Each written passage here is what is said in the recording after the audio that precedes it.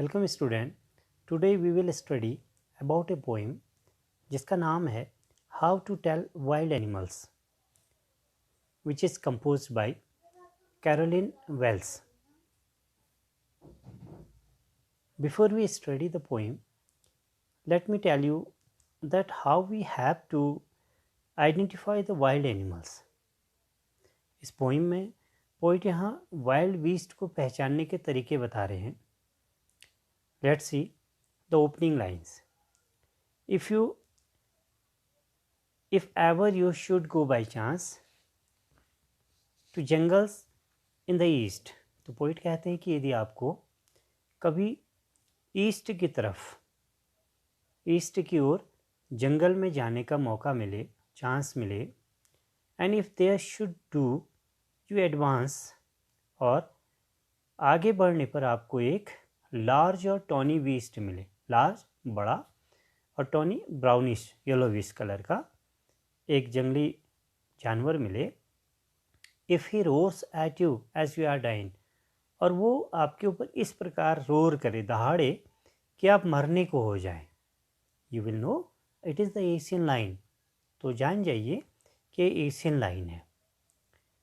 तो opening lines एक Asian lion के बारे में पोइट लिखता है।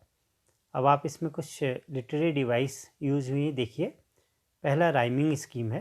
राइमिंग स्कीम आप जानते हैं कि लाइन के एंड में जो सिमिलर साउंड के वर्ड्स होते हैं, इसमें जैसे फर्स्ट लाइन में चांस, थर्ड में एडवांस, सिमिलर है तो इसको हम ए से डिनोट करते हैं। सेकेंड और फोर्थ लाइन में ईस्ट और बीस्ट है जिसे बी से डिनोट करते हैं, और लास्ट टू लाइन में डाइन और लाइन है जिसे हम सी से डिनोट कर सकते हैं। तो आपकी राइमिंग स्कीम बनेगी ए बी और सी। दूसरी जो पोइटिक डिवाइस है वो है enjambment. What is enjambment? Enjambment is continuation of lines to next lines without using punctuation marks. आप देख रहे हैं फर्स्ट लाइन से सेकेंड लाइन तक कोई पंक्चुएशन मार्क्स यूज नहीं हुआ है, तो ऐसी सेकेंड, थर्ड एंड फोर्थ और फिफ्थ और सिक्स्थ में तो कोई पंक्चुएशन मार्क्स नहीं यूज़ हुए हैं और लगातार लाइन चली है, तो ये एंजाइममेंट यहाँ पर एक पोइटिक डिवाइस है। चलिए नेक्स्ट। और if some time when roaming down a novel wild beast greets you, यदि आप और आगे बढ़ते हैं, रोमिंग घूमते हुए, रोमिंग राउंड कभी घूमते हुए आप आगे बढ़ते हैं, अ novel wild beast greets you, तो आपको एक नोवेल रॉयल, बिल्कुल राजसी एक वाइल्ड बीट्स आपका वेलकम करता है, ग्रीट्स करता है आपको, with black strip on A yellow ground, और जिसके yellow ground means yellow body में ब्लैक स्ट्रिप्स होते हैं। जस्ट नोटिस, ध्यान रखिए, इफ़ ही ईट्स यू, कि वह आपको खा सकता है, यानी आपको मार सकता है। This simple rule may help you learn, तो यह जो सिंपल रूल है यह आपको यह जानने में हेल्प करेगा कि this is the Bengal tiger, यह एक बंगाल टाइगर है। टू डिसन, डिसन मीन्स अंतर जाना, टू डिस्टिंग्विश, तो यह अंतर करने के लिए आपको हेल्प करेगा कि यह बंगाल टाइगर है। तो यहाँ पर भी हम इन लाइंस में राइमिंग स्कीम देखते हैं। फर्स्ट लाइन की तरह, फर्स्ट स्टेंजा की तरह यहाँ पर भी सेम राइमिंग स्कीम है, ए बी सी। आप यहाँ देख भी सकते हैं, राउंड, ग्राउंड, यू लर्न ए डिसन। दूसरी यहाँ पर जो पोइटिक डिवाइस है that is alliteration, means the repetition of the same consonant sound in the same line, that is in the first line roaming and around, r and r roaming r और round r, तो दोनों similar sound produce कर रहे हैं, तो इसलिए इसको alliteration कहते हैं। थर्ड स्ट्रेंजा देखते हैं। If strolling forth a beast you view whose hide with spot is peppered, strolling means wandering, आगे बढ़ते हुए, घूमते हुए, टहलते हुए। तो अब जब आप आगे बढ़ते हैं, फोर्थ आगे की ओर, आगे आपको घूमते हुए कभी यदि कोई बीस्ट दिखाई दे, कोई एनिमल दिखाई दे, वो height with spot is peppered, जिसके शरीर में, हाइट मीन्स स्किन, बॉडी यहाँ पर, तो जिसके शरीर में गोल आकार के स्पॉट्स बने हों, as soon as he has leapt on you, और जैसे वो आपको देखे तो आप पर वो लैप्ट कर सकता है, सडन जंप कर सकता है, कर देता है। You will know it is leopard, तो आप जान जाइए कि यह लेपर्ड है। They will do no good to roar with pain, तो यहाँ पर तो पेन में, दर्द से, पीड़ा से रोने का कोई मतलब नहीं होता है। He will only lap and lap again, वो बार बार आप पर जंप करता रहेगा। तो यहाँ पर भी राइमिंग स्कीम देखते हैं इन लाइंस में, तो वो सेम रिपीट हो रही हैं, A B C C, view, you, peppered, leopard, pen और अगेन। दूसरी एक पोइटिक और डिवाइस है, that is poetic licence. Poetic licence क्या होता है, कुछ वर्ड्स ऐसे होते हैं जहाँ पर पोइट उन्हें एक्चुअल अपने उनके रूप में, फॉर्म में यूज़ नहीं करते हुए शॉर्ट फॉर्म में बोलता है। जैसे लीप और लीप है तो उसको लैप और लैप बोला गया है, तो इसको पोइटिक लाइसेंस बोलते हैं। तो ये एक पोइटिक डिवाइस है। और एक है रेपिटेशन। रेपिटेशन वही लैप एंड लैप, दो बार रिपीट हो रहा है, इसलिए यह एक पोइटिक डिवाइस है। Next, if when you are walking round your yard you meet a creature there. यदि आप अपने आंगन में, यार्ड में, कोर्ट यार्ड में कभी टहलते हैं, घूमते हैं, तो आपको एक वहाँ एनिमल मिलता है, क्रिएचर, तो who hugs you very very hard, जो आपको बिल्कुल कस कर, वेरी हार्ड आपको हक करे। Be sure it is a bear, तो जान जाइए कि यह एक बियर है।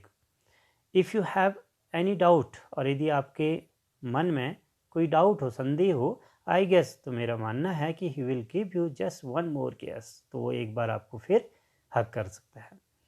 तो यहाँ पर भी हम इन लाइंस में राइमिंग स्कीम सेम रिपीट हो रही, ए बी सी सी, आप देख सकते हैं। और एक है और पोइटिक डिवाइस है जिसे हम कहते हैं एलिट्रेशन। एलिट्रेशन वही रिपीटेशन ऑफ सेम साउंड। आप थर्ड लाइन में देखिए, वेरी वेरी, दो बार यहाँ पर वी का साउंड प्रोड्यूस हुआ है, तो एलिट्रेशन है। यहाँ पर मैंने लिखा हुआ है कि repetition of initial consonant sound, consonant sound produce हो रहा है इन द सेम लाइन, तो इसको हम एलिट्रेशन कहते हैं। नेक्स्ट लाइन देखिए, दो to distinguish beast of prey a novice might nonplus. Novice, novice means यहाँ पर अ बिगनर, नौसिखिया कहते हैं इसको, नया नया। Nonplus confuse. Distinguish means to identify, पहचान करना। Beast of prey means wild animal. तो यहाँ पर पोइट कहता है कि नोविस माइट नॉन प्लस, एक नोविस, एक नौसिखिया शिकारी इसको इन बीस्ट ऑफ प्रे, इन जंगली जानवरों को पहचानने में, डिस्टिंग्विश करने में हो सकता है थोड़ा संदेह हो, नॉन प्लस यानी कन्फ्यूज हो, कन्फ्यूजन हो।